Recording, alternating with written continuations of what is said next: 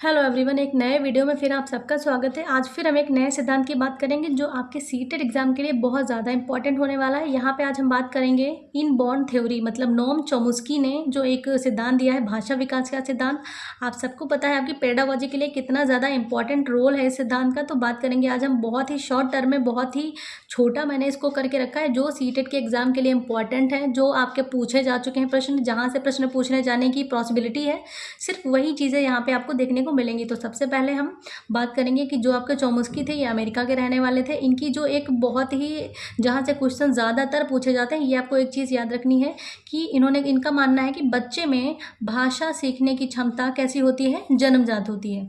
मतलब प्रत्येक बच्चे में, जो भी कोई भी बच्चा हो, उसमें भाषा सीखने की क्षमता क्या होती है, जन्मजात होती है। तो यहाँ से अगर भाषा सीखने की बात आ जाती है तो हमें याद रखना है चोम्स्की है इसके, ठीक है।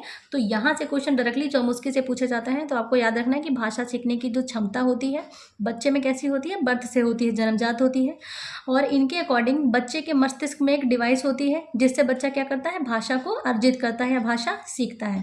भाषा अर्जन की बात आ जाएगी तो भी चोम्स्की हो जाएंगे, क्योंकि भाषा सीखना और भाषा अर्जन सेम लगभग होते हैं, सेम ही चीज़ होती है। लर्निंग तो लैंग्वेज लर्निंग, और इसको इंग्लिश में सेम ही बोलेंगे। तो आपको क्या याद रखना है कि भाषा अर्जन की बात आ जाएगी, भाषा सीखने की बात आ जाएगी, तो आपको चोम्स्की का ऑप्शन टिक करना है।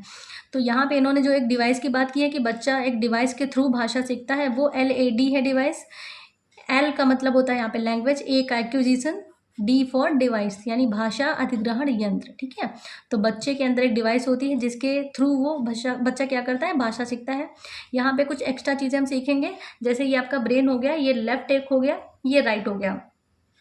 तो लेफ्ट को माना जाता है कि लॉजिकल थिंकिंग होती है। जिन लोगों का लेफ्ट ब्रेन ज़्यादा वर्क करता है वो लॉजिकल वाले होते हैं, लॉजिक वाले, तर्क वाले लोग होते हैं। और जिनका राइट वाला वर्क करता है ब्रेन, वो कैसे होते हैं, क्रिएटिव। तो यहाँ पे कैसे पता चलेगा कि आपका ब्रेन राइट ज़्यादा वर्क कर रहा है या आपका लेफ्ट ज़्यादा वर्क कर रहा है? अगर आप राइट हैंड से लिखते हैं, अगर आप सीधे हाथ से लिखते हैं, अगर आप दाएं हाथ से लिख रहे हैं, तो आपका जो ब्रेन है वो लॉजिकल है, यानी आप लॉजिकल थिंकिंग ज़्यादा है आप में। अगर जो बच्चा लेफ्टी है तो उस बच्चे का ब्रेन कैसा होगा, क्रिएटिव होगा। बस अपोजिट करना है कि अगर राइट है, राइट हैंड से लिख रहे हैं, तो लेफ्टी वाला यानी लॉजिकल ब्रेन वर्क करेगा। अगर आप लेफ्टी हैं तो राइट वाला यानी क्रिएटिव ब्रेन आपका वर्क करेगा। तो ये कुछ एक्स्ट्रा चीज़ें हो गई। क्वेश्चन फिलहाल नहीं पूछे जाते, मगर आपको जानना ज़रूरी है। अगर बहुत ही कम चीज़ों में हम समझ सकते हैं उस चीज़ को। और आपको कुछ चीज़ें यहाँ से ध्यान रखनी है कि इन्होंने जो है सार्वभौमिक व्याकरण का सिद्धांत दिया है। इसका मतलब जानते हैं क्या है? इसका मतलब ये है कि बच्चे में जो व्याकरण होती है, इनके अनुसार वो जन्मजात होता है। मतलब इन्होंने बोला है कि बच्चे को कहाँ पे है लगाना है, वो चीज़ जैसे होती है कि बच्चा प्रॉपर एक सेंटेंस अच्छे से बोल लेता है कि मम्मी पानी दो।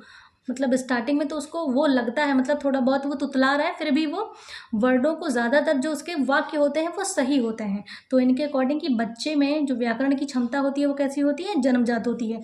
ये बहुत ही ज़्यादा इंपॉर्टेंट लाइन है आपके लिए। ये यहाँ वाली लाइन और यहाँ वाली जो दो लाइन मैंने बताई, बहुत ही ज़्यादा आपके लिए इंपॉर्टेंट रहने वाली है। तो इनको आप, अब हम बात करेंगे, चोम्स्की ने भाषा के 2 स्तर बताए हैं। पहला स्तर इनका कौन सा है, सरफेस लेवल यानी सतही संरचना। इसमें क्या होता है, बच्चा सिर्फ जो वर्ड्स होते हैं, जो ध्वनियाँ होती हैं, उनको जानता है कि मम्मी बोल दिया तो वो मेरी मम्मी है, क्योंकि उसने मम्मी को, मतलब जो बार बार वर्ड यूज़ हुआ है वो समझ गया कि अच्छा ये मम्मी है। बेटा पापा बोलो, पापा बोलो, वो चीज़ हम सिखा रहे हैं तो बच्चा समझ गया कि ये पापा है। लेकिन मम्मी पापा खाना दो, उसको पता है कि खाने का मतलब होता है मुँह में कुछ जाएगा, वो चीज़ खाना होती है। लेकिन खाने का उसको सही जो अर्थ है, वो मतलब यहाँ पे अर्थ नहीं समझ रहा है, वो सिर्फ आपकी ध्वनियों को सुन के समझ जा रहा है माइंड में कि ये चीज़ उसके माइंड में छप जा रही है कि खाना है तो वो है, पानी है तो पानी पीने वाला पानी है, मम्मी है तो वो मम्मी है, पापा है तो वो पापा है। यहाँ पे उसको किसी चीज़ का अर्थ नहीं समझ में आता है। कौन से लेवल में, कौन से स्तर में, सतही लेवल में। अब दूसरा आ गया डीप लेवल यानी गहरी संरचना। यहाँ पे बच्चे को क्या होता है, हर चीज़ का अर्थ का ज्ञान हो जाता है। तो ये बहुत छोटा था चोम्स्की का सिद्धांत। यहाँ से फिर 2-3 क्वेश्चन पूछे जाते हैं। एक तो आपको ध्यान रखना है यहाँ पे LED, दूसरी आपको भाषा सीखने की जो क्षमता होती है या भाषा अर्जन की क्षमता। यहाँ पे अर्जन भी आप लिख लीजिए, भाषा अर्जन की क्षमता, भाषा अर्जन, भाषा अर्जन की बात आ जाए या भाषा विकास। भाषा विकास का सिद्धांत तो उन्होंने दिया ही है, भाषा अर्जन की बात आ जाए या भाषा सीखने की। तो ये दोनों आपको ध्यान रखने हैं। ये किसके हो जाएंगे, ये हमारे हो जाएंगे चोम्स्की के। बस इतना छोटा है, 2-3 चीज़ें इसमें आपको याद रखनी है। यहाँ से क्वेश्चंस आपके नहीं छूटेंगे, क्योंकि जो पेडागोजी सीटेट की है, तो भाषा विकास से अगर कोई क्वेश्चन ना आए तो ऐसा हो नहीं सकता। तो अच्छे से ये छोटे छोटे जो सिद्धांत हैं जहाँ से आपके नंबर बिल्कुल आप बिल्कुल पक्के कर सकते हैं, इन चीज़ों को बिल्कुल भी नहीं छोड़ना है, अच्छे से ये चीज़ें पढ़नी है। यहाँ से आपके ज़्यादा नंबर स्कोर होंगे और आपका जो अभी तक ऐसा था कि 1 या 2 नंबर से रह रहा था, जब सारे कॉन्सेप्ट आपके क्लियर हो जाएंगे तो सीटेट भी आपका क्लियर हो जाएगा।